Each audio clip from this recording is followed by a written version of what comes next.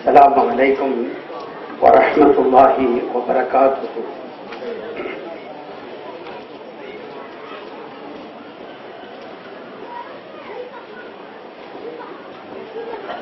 محمد سيد الكونين والثقلين والفريقين من عرب ومن عجم نبينا الأمير الناهي فلا أحد أبر في قولي لا منه ولا نعمي هو الحبيب الذي ترجى شفاعته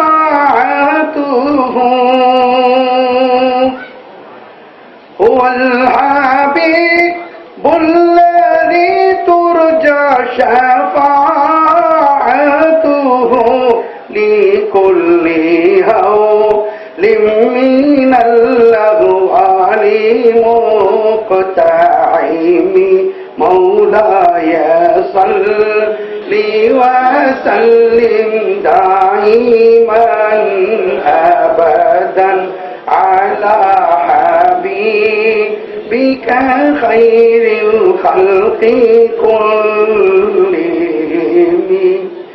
ثم الرضا عن أبي بكر وعن عمر وعن علي وعن عثمان ذي الكرم سعد سعيد زبير طلحة وأبي عبيدة وابني عوف عشير الكرم والآل والصحب ثم التابعين لهم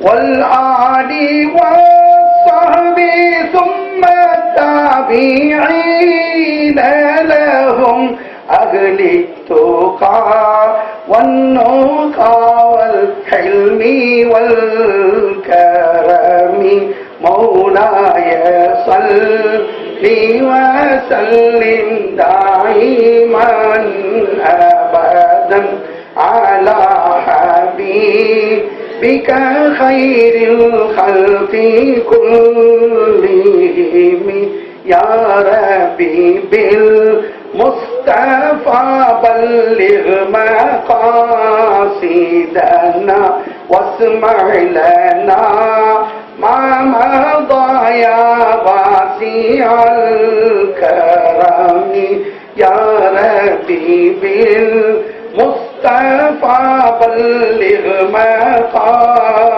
مقاصدنا واسمع لنا ما مضى يا واسع الكرم يا ربي بالمصطفى بلغ مقاصدنا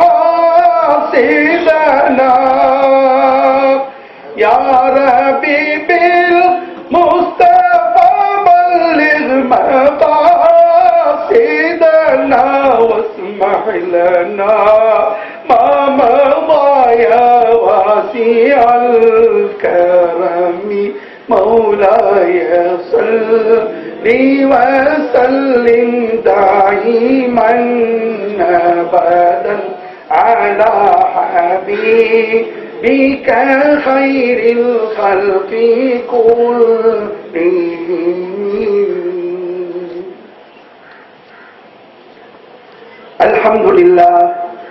الحمد لله رب العالمين والصلاة والسلام على سيدنا أشرف المرسلين وعلى آله وصحبه أجمعين. أما بعد فأعوذ بالله من الشيطان الرجيم.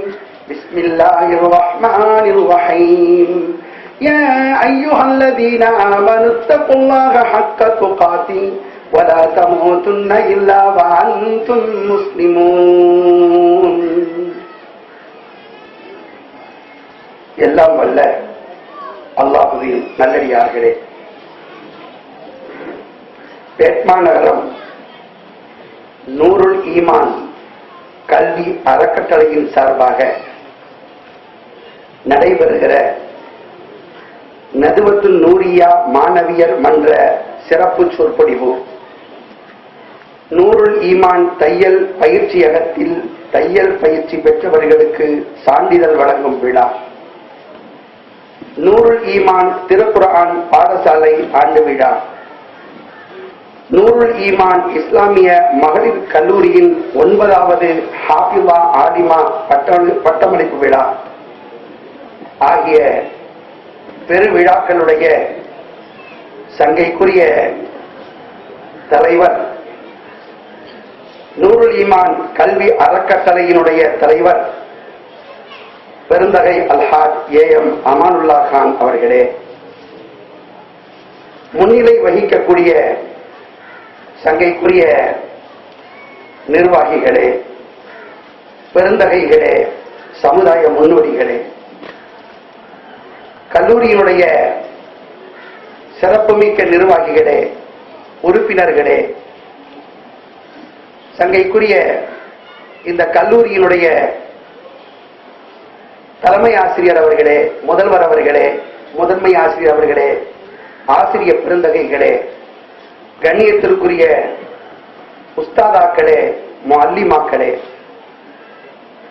பட்டம் பெற இருக்கிற ஆலிமாக்களே, ஹாஃபிலாக்களே, இந்த கல்லூரியினுடைய பாசத்திற்குரிய மாணவியர் கண்மணிகளே, அவர்களை பெற்றெடுத்த பெற்றோர்களே, ஆண்டோர்களே, சான்றோர்களே, ஆலிமாக்களை, ஹாஃபிலாக்களை வாழ்த்தி அவர்களுடைய ஈருலக வெற்றிகளுக்காக துஆ செய்ய வருகை தந்திருக்கிற உள்ளூர் வெளியூர் பெரியோர்களே, தாய்மார்களே, சகோதர சகோதரிகளே, இங்கு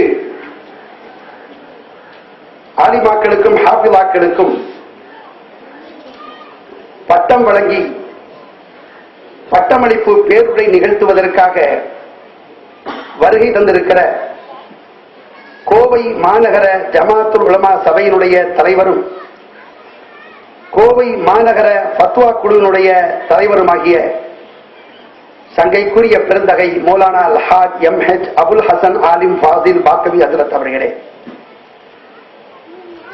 எல்லாம் வல்ல அல்லாஹுவின் பேரருள் நம் யாவர் மீதும் என்றென்றும் நிறைவாக சூழட்டுமாக என்று நான் ஆரம்பத்திலே துஆ செய்து கொள்கிறேன்.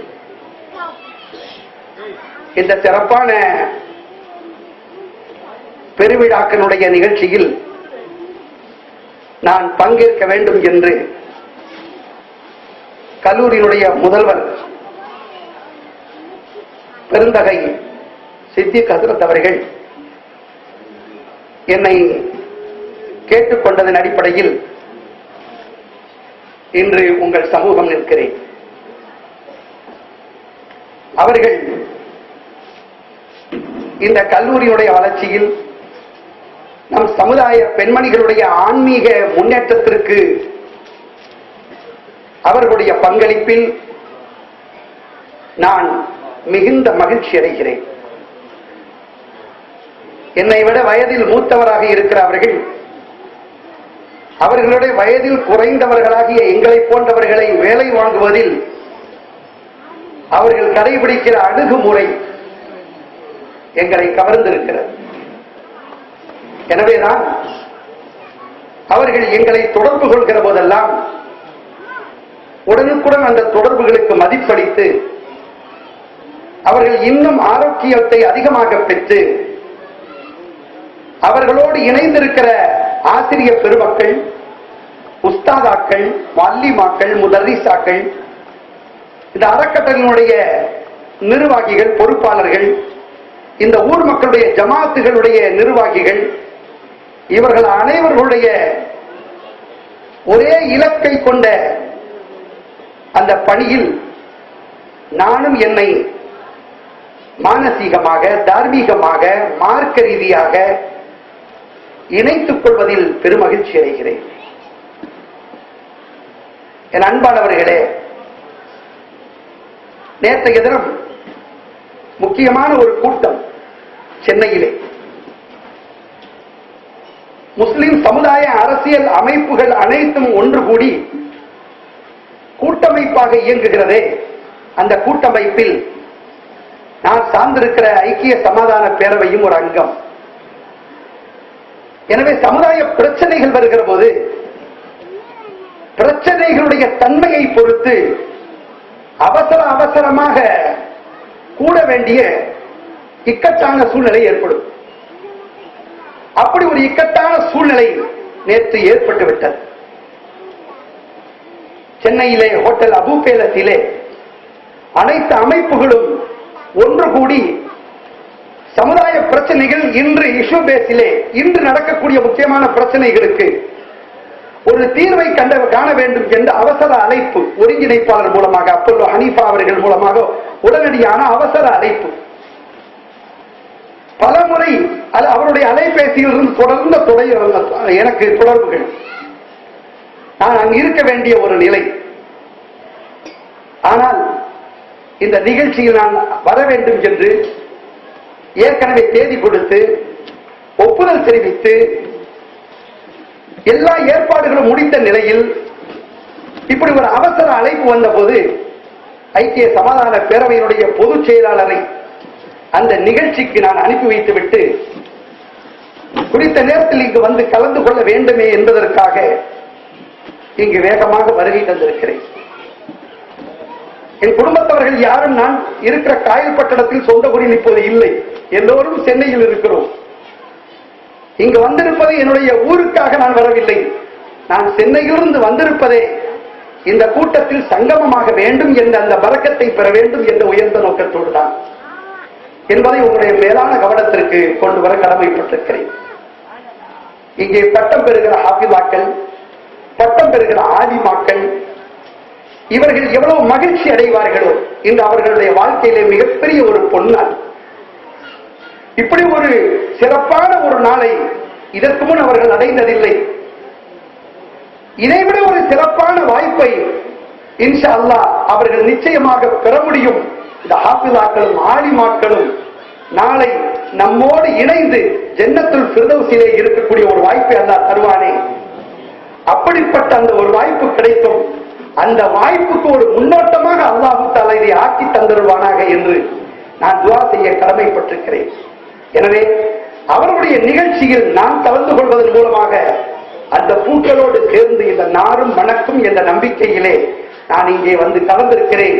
அவர்களுடைய துஆக்களின் பொருட்டாலே, அவர்களுடைய அந்த வாயிலிருந்து வரக்கூடிய அந்த நல்ல வார்த்தைகளின் பொருட்டாலே எங்களுடைய குடும்பத்தினுடைய எல்லா நிகழ்வுகளும் சந்தோஷமாக அமையுமே, எங்களுடைய ஆன்மீக நிகழ்வுகளும் மிக பரக்கத்தாக அமையுமே என்ற நம்பிக்கையிலேதான் இந்த பேட்மா நகரத்திற்கு நான் வருகை தந்திருக்கிறேன் என்பதை நான் இங்கு சிறப்பு பேருடைய ஆற்றுவது என்பது இரண்டாவது. இந்த நிகழ்ச்சியில் பங்கு கொண்டு அதனுடைய பரக்கத்தை பெறுவது என்பதான் முதலாவது என்பதை உங்களுடைய மேலான கவனத்திற்கு கொண்டு வந்து கிடைத்திருக்கிற இந்த வாய்ப்பை பயன்படுத்தி ஒரு சில செய்திகளை இன்ஷா அல்லாஹ் உங்களோடு நான் பரிமாறிக்கொள்கிறேன். நான் கூறுகிற இந்த கருத்துக்களின் வழியில் நானும் நீங்களும் நம் சமுதாய மக்களும் சிறப்பாக செயல்பட்டு ஈருலக நன்மைகளை நிறைவாக அடைவோமாக. அந்த தௌஃபீக்கை, நல்வாய்ப்பை வல்ல அல்லாஹ் நம் யாவருக்கும் தந்தருள்வானாக என்று துஆ செய்து கொண்டவனாக என்னுடைய வார்த்தைகளை துவங்குகிறேன். அன்பான ஹாஃபிலாக்களே, ஆலிமாக்களே, நீங்கள் மிகப்பெரிய பாக்கியம் பெற்றவர்கள். உங்களை பெற்றெடுத்திருக்கிற பெற்றோர் மிகுந்த மகிழ்ச்சியில் இப்போது இருப்பார்கள். உங்களுடைய உற்றார் உறவினர்கள் ஒரு பெருநாளாக கொண்டாடுவார்கள். நீங்கள் பாக்கியம் பெற்றவர்கள். இந்த பொன்னான நேரத்தில் உங்களோடு ஒரு சில செய்திகளை தனிப்பட்ட முறையிலே இந்த பொதுமக்கள் முன்னிலையிலே உங்களோடு நான் பரிமாறிக்கொள்ள கடமைப்பட்டிருக்கிறேன். நபிகள் நாயகம் ஸல்லல்லாஹு அலைஹி வஸல்லம் அவர்கள் இறுதி தூதராக அனுப்பப்பட்டார்கள். அவர்களுக்கு பிறகு எந்த நபியும் வரப்போவதில்லை. தூதுத்துவம் அவர்களோடு முடிவடைந்து விட்டது. காத்தமுன் நபியின் அவர்கள் நபிமார்களின் முத்திரையானவர்கள், முடிவானவர்கள். ஆக நபித்துவத்திற்கு இனி எந்த வேலையும் இல்லை. இன்னொரு நபி வர வேண்டிய அவசியமும் இல்லை. ஏன்? யுக முடிவு நாள் வரை தோன்றக்கூடிய முழு அனைத்து பிரச்சனைகளுக்கும் முழுமையான தீர்ப்பாளராக முழுமையான ஒரு நீதிபதியாக, நிறைவான ஒரு வழிகாட்டியாக முஹம்மது ஸல்லல்லாஹு அலைஹி வஸல்லம் அவர்களை அமைத்து விட்டார். எனவே இன்னொரு நபி வர வேண்டிய அவசியம் இல்லை. அதே நேரத்தில் முஹம்மது ஸல்லல்லாஹு அலைஹி வஸல்லம் அவர்கள் எந்த செய்தியை உலகத்தில் கொண்டு வந்து அந்த செய்தியின் வழியில் இந்த மனித குலத்தை தட்டி எழுப்ப, இந்த மனித குலத்தை பண்படுத்த, இந்த மனித குலத்தை செம்மைப்படுத்த, அல்லாஹ்வின் உண்மையான அடியார்களாக இந்த மனித குலத்தை அமைத்திட அவர்கள் வருகை தந்தார்களோ, அந்த செய்தியினுடைய பரப்புரை, அந்த செய்தியை வாய்ப்பான இடங்களுக்கெல்லாம் கொண்டு போய் சேர்க்க வேண்டிய ஒரு பொறுப்பை கண்மணி நாயகம் ஸல்லல்லாஹு அலைஹி வஸல்லம் அவர்கள் அவர்களுடைய உம்மத்தவர்களிடத்திலே ஒப்படைத்து விட்டு சென்று விட்டார்கள். இப்போது அந்த செய்தியை நாம் சுமந்திருக்கிறோம். அந்த செய்தியை உள்ளது உள்ளபடி, எந்த மாற்றமும் இல்லாமல், எந்த திரிவும் இல்லாமல், எந்த கூட்டலும் இல்லாமல், எந்த கணித்தலும் இல்லாமல், நம்முடைய சொந்த யூகங்களை பயன்படுத்தாமல், நம்முடைய அனுமானங்களை அதற்குள் கொண்டு வராமல், அச்சு பிசகாமல், அல்லாஹ்வின் திருத்தூதர் முஹம்மது ஸல்லல்லாஹு அலைஹி வஸல்லம் அவர்கள் எப்படி அந்த செய்தியை அவர்களை ஒட்டிய அந்த மக்களிடத்தில் கொண்டு வந்து சேர்த்து அவர்களை நல்லவர்களாக, புனிதர்களாக, தம் தோழர்களாக, அல்லாஹ்வின் உண்மையான குழுக்களாக அவர்களை உருவாக்கி வைத்துவிட்டு சென்றார்களோ, அந்த செய்திகளை அடுத்தடுத்த தலைமுறையிற்கு கொண்டு வந்து சேர்க்க வேண்டிய பொறுப்புதாரிகளாக அல்லாஹ் ஜல்ல ஷஅனஹு தஆலா உங்களை தேர்வு செய்திருக்கிறார். சாதாரணமாக இல்லை. ஒரு ஹாஃபிலா என்று பட்டம் பெறுவது என்பதோ, ஒரு ஆலிமா என்று ஒரு பட்டம் பெறுவதோ, ஒரு நூரியா என்று பின்னாலே தன்னுடைய பெயரோடு ஒரு நூரியா என்று போட்டுக் கொள்வதற்காக என்பதாக விளங்கிவிடக் கூடாது. இமாமுனா கஸ்ஸாலி ரஹ்மத்துல்லாஹி அலைஹி அவர்கள் கூறுவார்கள், என்ன சொல்வார்கள் என்றால், ஒரு பொது ஜனம் இருக்கிறானே, ஒரு பொது மனிதன் இருக்கிறானே, அவனுக்கு ஒரு நாசம், அவனுக்கு ஒரு நாசம். எவன் அந்த பொது ஜனத்திற்கு மார்க்கத்தை கற்றுக் கொடுக்க வேண்டியவனோ, அந்த மார்க்கத்தை கற்றிருக்கிறானோ, அந்த மார்க்கத்தை மூலாதார செய்திகள் வழியாகவே அவன் கற்றிருக்கிறானோ, அவனுக்கு 1000 நாசங்கள் என்று இமாம் கஸ்ஸாலி ரஹ்மத்துல்லாஹி அவர்கள் சொன்னார்கள். என்ன பொருள்? ஒரு பொது மனிதன் கெட்டு போனால் அவன் கெட்டு போகிறான். ஒரு மார்க்கம் படித்தவன் கெட்டு போனால் அவன் மட்டும் கெட்டு போவதில்லை, அவனால் சமூகம் கெட்டு போகிறது. எப்படிப்பட்ட ஒரு வார்த்தை பாருங்கள் இமாம் கஸ்ஸாலி ரஹ்மத்துல்லாஹி அவர்கள். பல பேரும் பொது ஜனம் இருக்கக்கூடிய யாராக இருந்தாலும் ரோட்ல சண்டை போடுவார்கள். ஒரு ஆலிமா இருக்கிறவர், ஒரு ஆலிமாவாக இருக்கிறவர் ரோட்ல சண்டை போட்டா மக்கள் என்ன சொல்வார்கள்? பொது ஜனம் எடுத்துக்கொண்டீர்களானா அவர்கள் சீரியல் பார்ப்பார்கள், சினிமா பார்ப்பார்கள். என்ன சீரியல் பார்க்கிறீங்களே, என்ன சினிமா பார்க்கிறீங்களே அப்படின்னு அவர்கிட்ட போய் கேட்டா அவர்கள் என்ன சொல்வார்கள்? டைம் பாஸ் அப்படின்னு சொல்லிவிடுவார்கள். என்ன சொல்வார்கள்? பொழுதுபோக்கு. உங்களுக்கு பொழுதுபோக்கு இல்லையா, பள்ளிவாசல் போகுங்கன்னு சொல்லிடுவாங்க. ஆக அவர்களுக்கு டைம் பாஸ், பொழுதுபோக்கு, நேரம் போக மாட்டேங்குது, போர் அடிக்கு. அதனால அதுக்கான தான் இந்த சீரியல் பார்க்கிறோம். அதுக்காகத்தான் நாங்கள் இந்த சினிமா பார்க்கிறோம் அப்படின்னு சொல்லி விடுவார்கள். ஒரு சில பேர் அதை தப்பா எடுத்துக்கொள்வார்கள், பெரும்பகுதியினர் அதை தப்பா எடுத்துக்கொள்ள மாட்டார்கள்.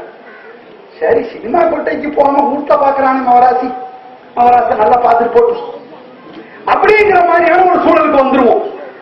ஆனா ஒரு ஆலிமா இருக்கிறவரு, ஒரு ஆலிமாவா இருக்கிறவரு, ஒரு ஹாபிலா இருக்கிறவரு, ஒரு ஹாபிலாவா இருக்கிறவரு சீரியல் பார்த்துட்டா, சினிமா பார்த்து விட்டால் அது சமுதாயம் அதை எப்படி பார்க்கும், அல்லாஹ் அதை எப்படி எடுத்துக்கிடுவோம்? இதைத்தான் ஆழமா பார்க்க. பொய் பேசுறது, சூதாடுறது, வட்டி வாங்குறது, வட்டி கொடுக்கிறது, ஹராம செய்யறது, அல்லாஹ்வுக்கு விருப்பம் இல்லாத காரியங்களை செய்யறது, இதையெல்லாம் ஒரு பொது ஜனம் செய்து விட்டால் ஒரு பொது ஜனம் செய்யறதாக அர்த்தமாயிடும்.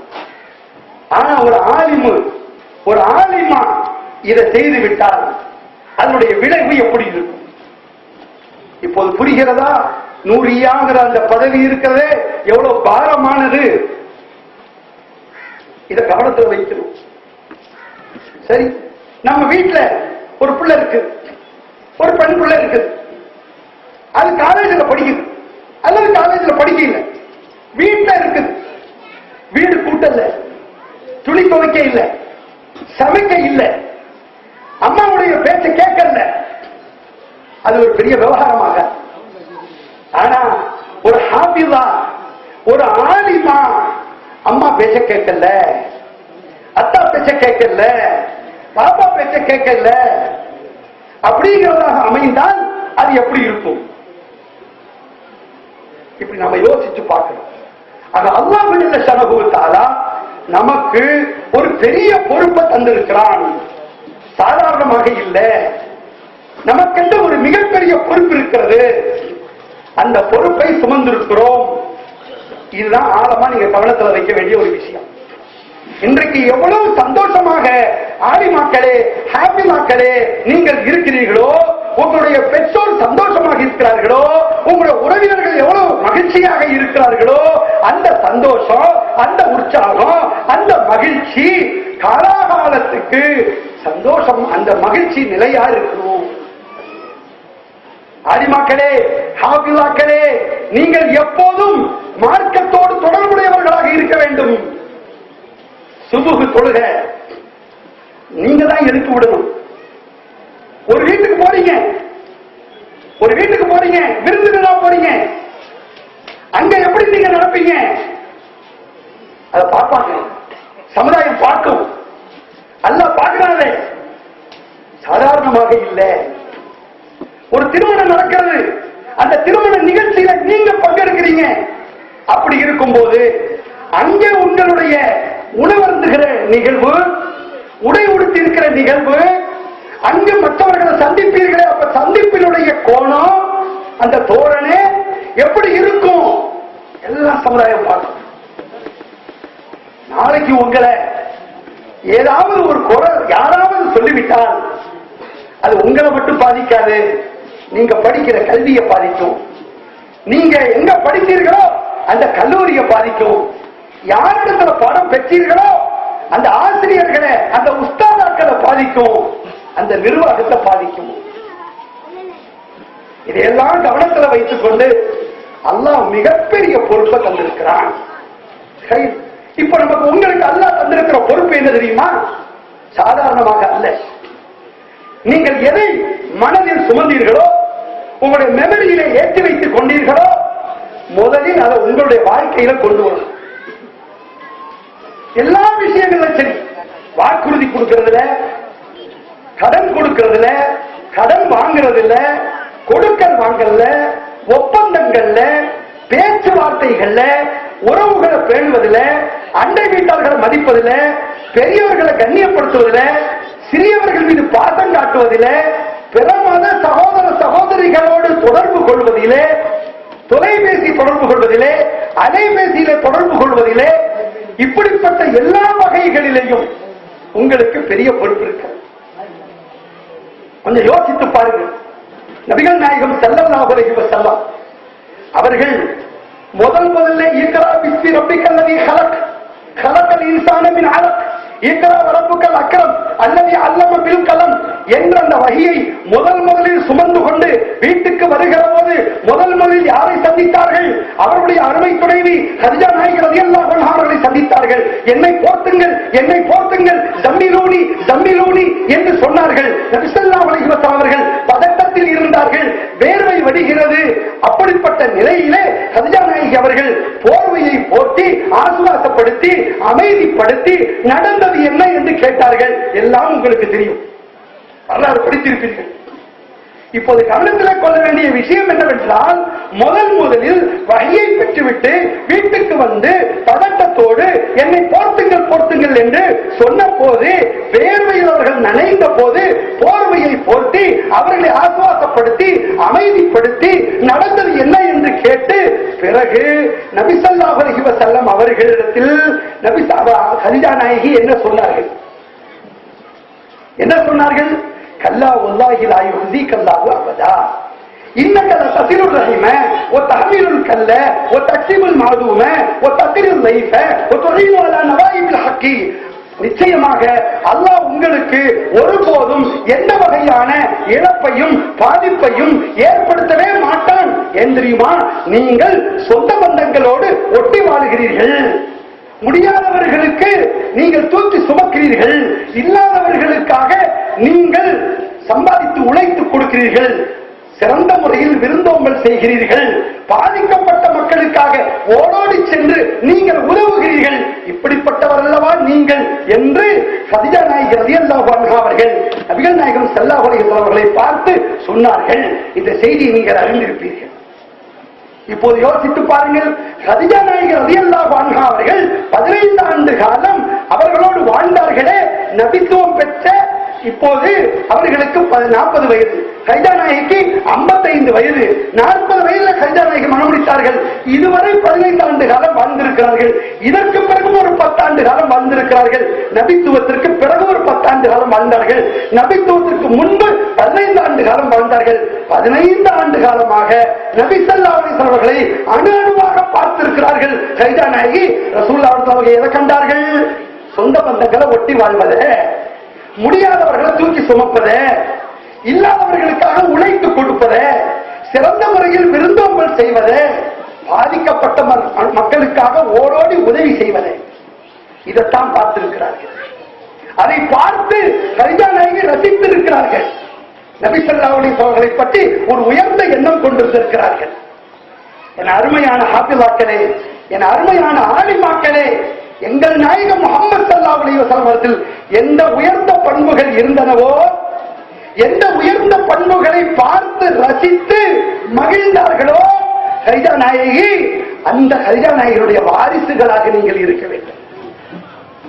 சொந்த பந்தங்களை ஒட்டி வாழுங்கள், இல்லாதவர்களை தூக்கி முடியாதவர்களை தூக்கி சுமந்து கொள்ளுங்கள், இல்லாதவர்களுக்காக நீங்கள் சம்பாதித்துக் கொடுங்கள், சிறந்த முறையில் விருந்தோம்பல் செய்யுங்கள், முடியாதவர்களுக்கு பாதிக்கப்பட்ட மக்களுக்கு ஓடோடி சென்று நீங்கள் உதவுங்கள். ஏதோ இருந்த இடத்துல இருந்து கொண்டு நான் மார்க்கத்தை படித்து கொடுக்கிறேன், நான் இலக்கணத்தை படித்து கொடுக்கிறேன், நான் ஹதீஸை படித்து கொடுக்கிறேன், நான் சீராவை படித்து கொடுக்கிறேன், நான் ஃபிக்ஹை படித்து கொடுக்கிறேன், நான் லுகாவை படித்து கொடுக்கிறேன் அப்படிங்கிறதோடு மட்டும் இருந்தால் போதாது. எதை படித்தீர்களோ அதை சமுதாயத்தில் கொண்டு போய் சேருங்கள். அந்த நற்பண்புள்ளவர்களாக நீங்களும் நடந்து அப்படிப்பட்டவர்களை உருவாக்குங்கள். என அருமையானவர்களே, ஒன்றை உங்களுடைய மேலான கவனத்திற்கு கொண்டு வருகிறேன். ஹாஃபிலாக்களே, ஆலிமாக்களே, உங்களுக்கு தெரியும் நாயகம் ஸல்லல்லாஹு அலைஹி வஸல்லம் அவர்கள் ஹுதைபியா உடன்படிக்கையின் போது, எப்போது ஹுதைபியா உடன்படிக்கை உங்களுக்கு தெரியும், மக்காவுக்கு உம்ரா செய்வதற்காக மதீனாவிலிருந்து ஆயிரக்கணக்கான சஹாபாக்களோடு சென்ற போது மக்கத்து மக்கள் உள்ளே வர அனுமதிக்கவில்லை, உள்ளே வர விடவில்லை. பிரச்சனை, போர் மூடுமோங்கிற சூழல். அந்த நேரத்தில் இந்த நேரத்தில் என்ன நடந்தது? நபி ஸல்லல்லாஹு அலைஹி வஸல்லம் அவர்கள் இறங்கி வந்தார்கள். உடன்படிக்கை நடந்தது, ஹுதைபியா உடன்படிக்கை நடந்தது, கையெழுத்திட்டார்கள். மக்காவை நோக்கி வந்த நபி ஸல்லல்லாஹு அலைஹி வஸல்லம் அவர்களும் அவர்களுடைய தோழர்களும் திரும்புகிறார்கள். எதை நோக்கி? மதீனாவை நோக்கி. அப்படிப்பட்ட கட்டத்தில் மதீனாவை சார்ந்த சஹாபாக்களும் சரி, மக்காவை சார்ந்த சஹாபாக்களும் சரி, மக்காவுக்கு உம்ராவுக்காகத்தானே வந்தார்கள். நபி ஸல்லல்லாஹு அலைஹி வஸல்லம் அவர்கள் கையெழுத்திட்டு திரும்ப மதீனாவை நோக்கி திரும்ப செல்லுகிற போது திரும்புகிற மனம் இல்லாமல் தயங்கி தயங்கி நின்றார்கள் சஹாபாக்கள். அந்த நேரத்தில் நபி ஸல்லல்லாஹு அலைஹி வஸல்லம் அவர்கள் ஒரு பெண்மணி இடத்திலே ஆலோசனை கேட்டார்கள். யாரிடத்திலே கேட்டார்கள்? அவருடைய அருமை துணைவியார் உம்மு சலமா நாயகி ரலியல்லாஹு அன்ஹா அவரிடத்திலே ஆலோசனை கேட்டார்கள். உம்மு சலமா, என்னுடைய தோழர்கள் மதீனாவை நோக்கி திரும்ப மாட்டேன் என்று சொல்கிறார்களே, நான் என்ன செய்ய என்று கேட்டார்கள். அல்லாஹ் கேட்க சொல்றான். யார்கிட்ட கேட்க சொல்றான்? ஒரு பெண்மணி இடத்துல கேட்க சொல்றான். அவர்களிடத்தில் கேட்டார்கள். உம்மு சலமா நாயகி என்ன சொன்னார்கள் தெரியுமா? அல்லாஹ்வின் தூதரே, நீங்கள் ஒரு முடிவை எடுங்கள். என்ன முடிவை எடுக்க? நான் சொல்கிறேன் அந்த முடிவை சொல்லுங்களேன். அந்த முடிவை நீங்கள் முதலில் நீங்கள் வைத்திருக்கிற அந்த குர்பானியை கிடாவை குர்பானி கொடுங்கள். நீங்கள் முதலில் உங்களுடைய தலைமுறைகளை வெளியுங்கள். நீங்கள் இங்கிருந்து திரும்பி செல்லுங்கள் உங்களுடைய வாகனத்தில். அதற்கு பிறகு என்ன நடக்கிறது என்று பாருங்கள் என்றார்கள். நபி ஸல்லல்லாஹு அலைஹி வஸல்லம் அவர்கள் உம்மு சலமா நாயகி சொன்னது போல் செய்தார்கள். செய்ததுக்கு பிறகு அப்படி திரும்புகிறார்கள். உடனுக்குடன் சஹாபாக்கள் அவ்வளவு பேரும் அல்லாஹ்வின் தூதர் என்னென்ன செய்தார்களோ அதை அப்படியே செய்துவிட்டு ரசூலுல்லாஹ் பின்னாலே போறாங்க. இப்படிப்பட்ட ஒரு நல்ல ஒரு நிகழ்ச்சி நடந்தது. அந்த நிகழ்ச்சி யாருடைய ஆலோசனையால் நடந்தது? அன்னை உம்மு சலமா நாயகி அவர்களால் நடந்தது. நான் சொல்கிறேன், ஹாபிதாக்களே, ஆலிமாக்களே, ஒரு குடும்பத்தில் பிரச்சனை வந்தால், ஒரு ஜமாத்தில் பிரச்சனை வந்தால், இரண்டு பெண்களுக்கு மத்தியில் பிரச்சனை வந்தால், இரண்டு குடும்பங்களுக்கு மத்தியில் பிரச்சனை வந்தால், ஒரு தெருவுக்குள்ளேயே பிரச்சனை வந்தால், இப்படிப்பட்ட பிரச்சனைகள் நடக்கிற போது என் ஆலிமாக்களே, என் ஹாபிதாக்களே, நூரியாக்களே, உங்களை பார்த்து சொல்கிறேன், நீங்கள் ஒரு முடிவை சொல்ல வேண்டும், நீங்கள் ஒரு வழிகாட்டலை சொல்ல வேண்டும், நீங்கள் ஒரு தீர்வை சொல்ல வேண்டும். அந்த தீர்வை இரண்டு குடும்பங்களும் ஏற்று செல்லும். அந்த குடும்பம் ஏற்று செல்லும். இரண்டு பெண்கள் ஏற்று செல்வார்கள். ஆக பிரச்சனைகளுக்கு தீர்வை தரக்கூடியவர்களாக, நல்ல ஆலோசனை சொல்லக்கூடியவர்களாக, நல்ல முடிவை சொல்லக்கூடியவர்களாக நீங்கள் வாழ்ந்து காட்டுங்கள். அதைத்தான் உங்களுக்கு இந்த புனிதமான நேரத்தில் சுட்டிக்காட்ட கடமைப்பட்டிருக்கிறேன். என் ஆலிமாக்களே, ஹாபிதாக்களே, உங்களுக்கு தெரியும், நபி ஸல்லல்லாஹு அலைஹி வஸல்லம் அவர்களுடைய மனைவிமார்கள் அனைவரும் ஒரு தடவை ரசூலுல்லாஹ்விடத்திலே கேட்டார்கள். ஆசையோடு கேட்டார்கள். என்ன கேட்டார்கள்? யா ரசூலல்லாஹ், நீங்கள் மரணித்து விட்டால், வஃபாத்தாகிவிட்டால், எங்களில் முதலில் உங்களை வந்தடைபவர் யாரு? எங்களை முதல்ல யார் வஃபாத்தாகுவா? யாரு முதல்ல உங்களை வந்து அடைவா? எங்களை யார்? எங்களுக்கு அது தெரியணும் அப்படின்னு ஆசைப்பட்டு கேட்டார். இந்த மாதிரி நாம யாராவது ஆசைப்படுவோமா? நீங்க போயிட்டீங்கடா, எங்க இதுல ஃபர்ஸ்ட் யாருங்க நாங்க வர்றது கேட்போமா? கேட்க மாட்டோம். அந்த மாதிரி அவர் சொன்னாலும் நீங்க உங்களை யார் ஃபர்ஸ்டா வர்றீங்க? ஆமா, முதல்ல நீங்க போங்க சொல்லிடுவோம்.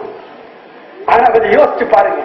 அந்த மனைவிமார்கள் ஆசையோடு கேட்டார்கள், யா ரசூலல்லாஹ், அல்லாஹ்வின் தூதரே, காத்தமுன் நபியே, ரஹ்மத்துல் ஆலமீனே, நீங்கள் அல்லாஹ்விடத்திலே சென்று விடுவீர்களே, எங்களை விட்டு பிரிந்து விடுவீர்களே, நீங்கள் சென்று விட்டால் எங்களில் யாரு உங்களை முதல்ல வந்தடைவார்? ஆசை, இப்படி ஒரு ஆசை, வித்தியாசமான ஒரு ஆசை. நபி ஸல்லல்லாஹு அலைஹி வஸல்லம் என்ன சொன்னாங்க? என்ன சொல்றது? அப்படியா சொல்றேன். அல்லாஹ் வஹிய போட்டான். அஸ்ராவுக்குன்ன பீ லுஹூகன் அஸ்வலுக்குன்ன யதன். யாரு முதல்ல உங்களை என்ன வந்தடைவார் என்றால், உங்களை யாருக்கு கை ரொம்ப பெருசா இருக்குமோ அவர் தான் அப்படின்ட்டான். அவ்வளவுதான். அவ்வளவு மனைவி மகள் 9 பேர் அப்ப இருந்தாங்க. அந்த டைம்ல 9 பேர் நாங்க. கைதா நாயகி அப்ப இல்ல. ஜைனப் பின்த் ஹுசைமா அப்படின்னு ஒரு மனைவி இருந்தாங்க, அவங்க அப்ப இல்ல. இந்த 2 பேரும் வஃபாத் ஆயிட்டாங்க. இருந்தது 9 பேர். இந்த 9 பேர் தான் இந்த கேட்ட கேள்வி கேட்கும்போது சொல்லிட்டாங்களா இல்லையா ரசூலுல்லாஹ்? உடனே இவங்க அவ்வளவு பேர் 9 பேர் உலக்குச்சியை எடுத்து ஒவ்வொரு ஆளா கையை அளந்து பாக்குறாங்க. ஆசை யார் பார்ப்போம் அப்படின்னு பார்த்தா அதுல சௌதா நாயகி அவங்களுடைய கைதான் பெருசா இருந்துச்சு. எல்லாரும் சொன்னாங்க, அடிச்சுட்டார லக்கு, இந்த அம்மா அடிச்சுட்டுப்பான், நம்மள நல்லவன், நீ போறிய மகராசி போயிட்டு வா, நல்ல வேலை நம்ம தப்பிச்சோம், நாம நினைப்போமா இல்லையா? அவங்க நினைச்சாங்க சௌதா நாயகி அடிச்சுட்டாங்க லக்கு அப்படின்னு. எல்லாரும் சௌதா நாயகிய ஒரு நல்ல ஒரு பாராட்டப்படக்கூடிய பொறாமையோடு பார்க்கலாம். சரி, என்ன நடக்குது அப்படின்னு சொன்னா, முதல்ல வஃபாத்தானது சௌதா நாயகி இல்லை. யாருடைய கை பெருசா இருந்துச்சு? யார் கை? சௌதா நாயகியுடைய கை. அப்ப யார் முதல்ல வஃபாத்தாகணும்? சௌதா நாயகி தான் வஃபாத்தாகணும். ஆனா அவங்க ஃபர்ஸ்ட் வஃபாத்தாகல. யாருன்னு பார்த்தா ஜைனப் பின்த் ஜஹஷ், ஜஹஷினுடைய மகள் ஜைனப் அப்படின்னு ரசூலுல்லாஹ்வுக்கு ஒரு மனைவி இருந்தாங்களே, அவங்க தான்.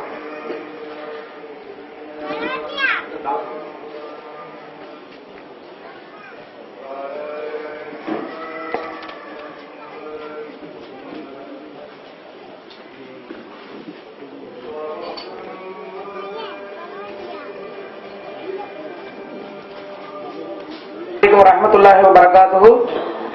கண்ணியத்திற்குரிய அல்லாஹ்வின் நல்லடியார்களே, லுஹர் தொழுகையினுடைய ஜமாத் இந்த நிகழ்ச்சி நிறைவு பெறுவதற்கான சில நிகழ்ச்சிகள் மாத்திரமே உள்ளது. ஹஜ்ரத் அவர்களுக்கு பிறகு சிறப்புரை நிகழ்த்தக்கூடிய, பட்டம் வழங்கக்கூடிய ஹஜ்ரத் அவர்கள் உரை நிகழ்த்துவார்கள். அதைத் தொடர்ந்து சனது வழங்கப்படும். இன்ஷா அல்லாஹ் சரியாக 1:30 மணிக்கு லுஹர் தொழுகை ஜமாத் நடைபெறும். இன்ஷா அல்லாஹ் சரியாக 1:30 மணிக்கு லுஹர் தொழுகை ஜமாத் நடைபெறும். 1:15 இந்த நிகழ்ச்சி இன்ஷா அல்லாஹ் நிறைவு பெறும்.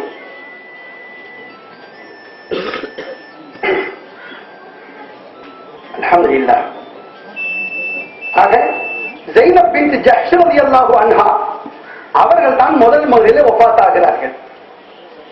என் அன்பானவர்களே, இந்த ஸைனப் பின்த் ஜஹ்ஷ் ரலியல்லாஹு அன்ஹா அவர்களை பற்றிய நீண்ட செய்தி இருக்கிறது. காலத்தின் அருமை கருதி அதற்குள் நான் செல்ல முடியாது. சுருக்கமாக சொல்வதாக இருந்தால், இந்த ஹதீஸை அறிவிக்கக்கூடிய ஆயிஷா ரலியல்லாஹு அன்ஹா சொல்கிறார்கள், ரசூல் ஸல்லல்லாஹு அலைஹி வஸல்லம் மனைவிமார்களில் ஒரு மனைவியாகிய ஆயிஷா நாயகி தான் இந்த ஹதீஸை அறிவிக்கிறார்கள். சஹீஹுல் புகாரியிலே, முஸ்லிமிலே இடம்பெற்றிருக்கக்கூடிய இந்த ஹதீஸை உங்களுடைய மேலான கவனத்திற்கு கொண்டு வருகிறேன். ஆயிஷா நாயகி ரலியல்லாஹு அன்ஹா சொல்கிறார்கள், நபி ஸல்லல்லாஹு அலைஹி வஸல்லம் இடத்திலே நாங்கள் கேட்டோமே, அதற்கு நபிகளார் அவர்கள் விடை தந்தார்களே. என்ன சொன்னார்கள்? உங்களில் யார் முதலில் என்னை வந்தடைவார் என்றால், உங்களில் யாருக்கு கை நீளமாக இருக்குமோ அவர்தான் என்று சொன்னார்களே. அதனுடைய அர்த்தம் அப்போதுதான் எங்களுக்கு புரிந்தது. கை நீளம் என்றால் கை பெரிதாக இருப்பது என்பது அல்ல. கொடுப்பதில், கை நீளுவதில், தான தர்மம் வழங்குவதில், அள்ளி கொடுப்பதில், வள்ளல் தன்மையில், ஈகையில் யாருடைய கை எப்போதும் முந்திக் கொண்டே இருக்குமோ அதில் முதல் நிலையில் இருப்பாரோ அவர் என்ற அந்த அர்த்தம் அப்போதுதான் எங்களுக்கு புரிந்தது. ஏனென்றால் எங்களுடைய ஸைனப் பின்த் ஜஹ்ஷ் இருக்கிறார்களே, ஆயிஷா நாயகி சொல்றாங்க, இந்த ஹதீஸ் அறிவிப்பாங்களா? பொறாம உள்ளவங்களா இருந்தா அந்த ஹதீஸ் அறிவிப்பாங்களா? கொஞ்சம் யோசித்து பாருங்கள். ஆயிஷா நாயகி இந்த ஹதீஸை சொல்கிறார்கள், எங்களுடைய ஸைனப் பின்த் ஜஹ்ஷ் இருக்கிறாங்களே, எங்களுடைய சக மனைவி இருக்கிறாங்களே, அந்த ஸைனப் பின்த் அவர்கள், ஸைனப் பின்த் ஜஹ்ஷ் தான் எங்களிலேயே தான தர்மம் கொடுப்பதில் முன்னிலை வகிப்பவராக இருந்தார்கள். என்ன அர்த்தம்? அவ்வளவு மனைவிமார்களும் அப்படித்தான் இருந்திருக்கிறாங்க. அதில் முதல் நிலை யாரு? ஸைனப் பின்த் ஜஹ்ஷ் ரலியல்லாஹு அன்ஹா. என்ன செய்வார்களா ஸைனப் பின்த் ஜஹ்ஷ் ரலியல்லாஹு அன்ஹா? சஹாபாக்கள் போர்க்களத்திற்கு செல்லுகிற போது, ஜிஹாதுக்கு செல்லுகிற போது அவருடைய ஆடைகள் அந்த ஜிஹாதிலே கிழிந்து விடும் அல்லவா? அப்படி கிழிந்து விடுமே, அதை ஒழுங்காக தைத்து அவர்களுடைய உடலை முழுமையாக மறைக்க வேண்டுமே என்பதற்காக நிறைய நூல் கண்டுகளை அவர்களே ரெடி பண்ணி நூற்று அதை கண்டுகளாக ரெடி பண்ணி சஹாபாக்களுக்கு அள்ளி கொடுப்பாங்க. இதை வைத்துக் கொள்ளுங்கள். உம்முல் மசாகீன், ஏழைகளின் தாய் அவங்களுக்கு பேர்.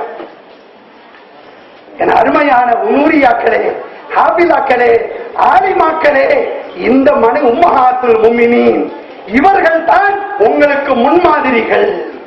உங்களை பற்றி யாரும் சொல்லக்கூடாது இது கஞ்ச பிசினாரி என்று. உங்களை சொல்லிடக்கூடாது யாரும். எங்க ஆலிமாக்களா, எங்க நூறியாக்களா தான தர்மம் கொடுக்கறத அவங்க தானே எங்களுக்கு பாடம். அள்ளி கொடுப்பதில்லை.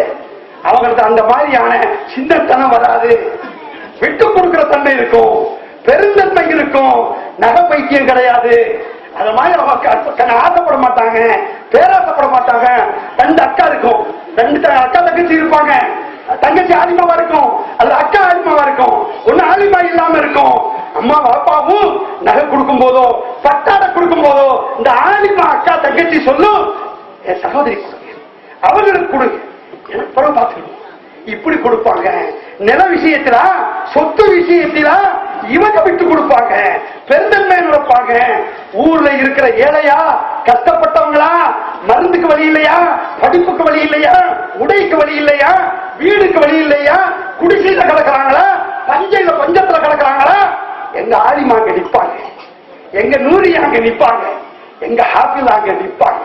இதுதாங்க இவங்களுக்கு நீங்க கொடுக்கக்கூடிய நல்ல சான்று.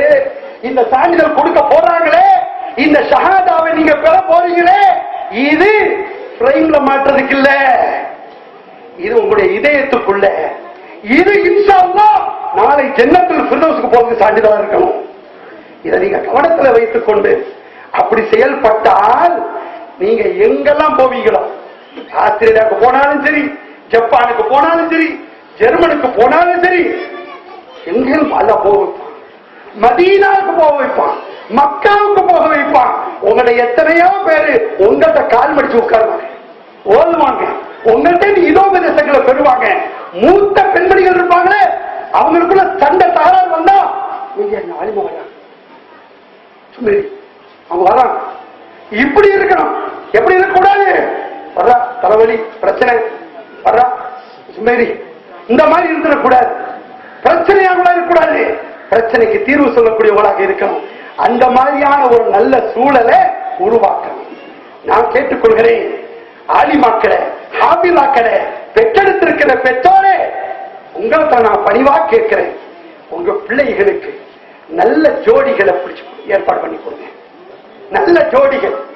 நாளைக்கு வர்ற சண்டைய, அடுத்த வருஷம் வர்ற சண்டைய இன்னைக்கே இருந்து விட்டுருவானே வராத, அவனை கட்டி வச்சிடாதீங்க. பிரச்சனையே இருந்துக்கிட்டு, அந்த ஊர் பிரச்சனை, அந்த நாட்டு பிரச்சனை, அந்த உலக பிரச்சனை, அந்த ஜமாத்து பிரச்சனை, இந்த விவகார பிரச்சனை, எல்லாத்தையும் இந்த பிள்ளையுடைய மண்டையிலேயே அதுவே விவகாரமாக்கி அந்த மாதிரி இதை இழுத்து விட்டாதீங்க. அதை கேட்டுக்கிறேன், உங்களுக்கு கேட்கணும். ஏன் தெரியுமா, நீங்க பெத்தவங்க அல்லவா, அதனால என்ன செய்வீங்க, நாங்க என்னங்க செய்ய முடியும். அவன் கேட்கறான், ஒரு மகராசன் 3 லட்சம் கேட்கறான், 20 பவுன் நகை கேட்கறான், 600 பேருக்கு சோறாக்கி போடணுங்கிறான், பெரிய மண்டபம் பிடிக்கணுங்கிறான், அந்த பட்டு வேணும் இந்த பட்டு, இது காணாததுக்கு மாப்பிள்ளை கழுத்துல வேற தங்க செயின் போடணுமா சனிய, அவன் கழுத்துல வேற தங்க சனியான போடணுமா. ஏண்டா அவன் இவன் கல்யாண மத்தியில வச்சுக்கிட்டு அஜந்து உட்கார்ந்து துவா ஓதி எப்படி இழுத்து கொண்டு வர்றாங்க பாருங்க. இதெல்லாம் நீங்க யோசிச்சு பாருங்க. இதெல்லாம் கவனத்தில் கொள்றேன். சமுதாயத்தின் போக்கு இப்படி இந்த மாதிரி உள்ளதை எங்க பிள்ளைகளுக்கு இழுத்து விட்டுறாதீங்க. அப்படி இழுத்து விட்டீங்க, நாளைக்கு அல்லாஹ் உங்களை பிடிப்பான். அல்லாஹ் சொல்றான், நிச்சயமாக உன்னுடைய இறைவனுடைய பிடி மிக கடுமையானது. அதனால ஆலிமாக்கள், ஹாபிலாக்கள், அவங்க வீட்டுக்கு பரக்கத், அவங்களோட அந்த தெருவுக்கு பரக்கத், அந்த ஊருக்கு பரக்கத், அந்த குடும்பத்துக்கு பரக்கத். அதை மறந்துடாதீங்க. அதை கண்ணியமாக நல்ல ஒரு துணை, நல்ல ஒரு துணை, அதை தேடி கொடுங்க என்று உங்களிடத்தை கேட்டுக்கொள்கிறேன். இறுதியாக இந்த செய்திகளோடு உங்களுக்கு பரிமாறக்கூடிய முக்கியமான ஒரு செய்தி, முஸ்லிம் அல்லாத மக்கள் உங்க பகுதியில் இருப்பாங்க, அவங்களுக்கு இஸ்லாத்தின் செய்திகளை சொல்லும். இஸ்லாத்தின் பக்கங்களை கூப்பிடு. யாரு நரகத்துக்காக அப்படிங்கிற மாதிரி நீங்க நினைப்பீங்களோ, அல்லாஹ்வுடைய அருளால் முகல்லிபுல் குலூப், உள்ளங்களை புரட்டக்கூடியவன், அவங்களை ஜன்னத்துக்குரியவளாக்கிடுவான், சொர்க்கத்துக்குரியவளாக்கிடுவான்.